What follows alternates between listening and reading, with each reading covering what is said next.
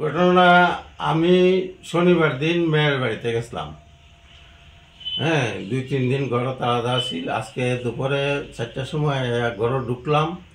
ঢুকে দেখি যে আমার ঘরে লাইট জ্বালানো। আমি জ্বালানোর সময় কিন্তু লাইট অফ করে গেছি। লাইট জ্বালানো দেখিতে আমার শরীর কামন শুরু হয়েছে, আর এই ঘরে কেউ ঢুকছিল। হ্যাঁ, তখন তাড়াতাড়ি আমার কিনে আইয়া দেখে আলমারি ভাঙ্গা, আলমারি সব স্বর্ণ টর্ণ যা আছে সব লইয়া আছে গা। কতখান আসলো স্বর্ণ?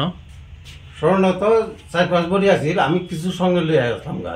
অর্ধেক রয়েছে, অর্ধেক নিয়ে গেছি সঙ্গে। ঢুকতে মনে হয় ওই রান্নাঘরের যে পিছনে যে ইয়ার আছে, গ্রিলটা আছে, গ্রিলটা ভাঙিয়া রান্নাঘরের দরজা দেয় ঢুকছে। বাড়িতে কি এছাড়া অন্যরা কেউ আসলো না?